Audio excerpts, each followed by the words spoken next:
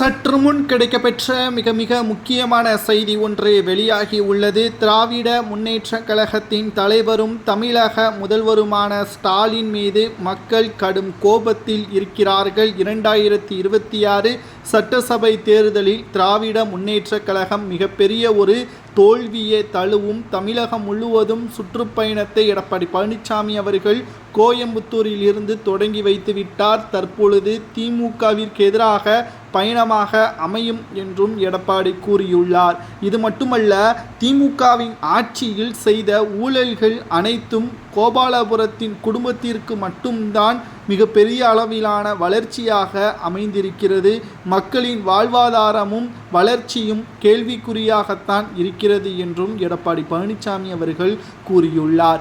தமிழகத்தை பொறுத்தளவிற்கு கோபாலபுரத்தின் குடும்பத்தினர்கள் செய்கின்ற ஊழல்களை காவல்துறையினர் கண்காணிப்பில் நடப்பதாகவும், அப்பாவி மக்களுக்குத்தான் தற்பொழுது காவல்துறை அதிகாரிகள் யமனாக இருப்பதாகவும் எடப்பாடி பழனிசாமி அவர்கள் கூறியுள்ளார். 2021 சட்டசபை தேர்தலில் திமுகவின் தலைவரும் தமிழக முதல்வருமான ஸ்டாலின் அவர்கள் சொன்ன 525 வாக்குறுதிகளில் கிட்டத்தட்ட 20% கூட திமுக நிறைவேற்றவில்லை.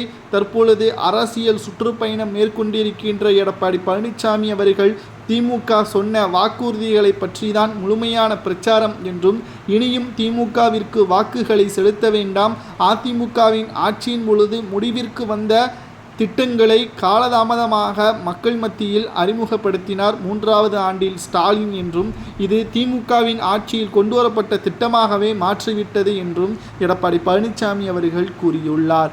திமுகவின் தலைவரும் தமிழக முதல்வருமான ஸ்டாலின் அவர்களது ராஜினாமா வெகு தூரம் இல்லை, இன்னும் ஒரு சில மாதங்களில் அது நடக்கும். தமிழக மக்கள் எப்பொழுதுமே 2வது முறை ஸ்டாலினுக்கு ஓட்டுக்களை செலுத்த மாட்டார்கள். இந்த முறையும் அப்படித்தான். சிறுபான்மையினர்களுக்கு எதிராக அதிமுக இருப்பதாக பொய்யான தகவல்களை திமுகவின் நிர்வாகிகள் கூறி வருகிறார்கள்.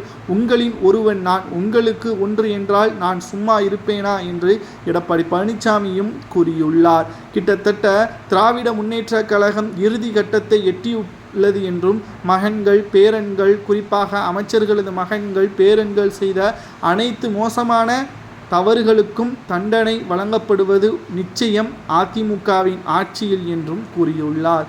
தலைமைச் செயலகத்திலிருந்து ஸ்டாலின் வெளியேறுவது உறுதிதான் என்றும் எடப்பாடி பழனிசாமி அவர்கள் கூறியுள்ளது சரியா? 2வது முறை திமுக ஆட்சி அமைத்தால் தமிழகம் வளர்ச்சி அடையுமா அல்லது மோசமான முறையில் தமிழகம் அழிவை நோக்கி செல்லுமா என்பதை கமெண்ட் வாயிலாக கூறுங்கள்.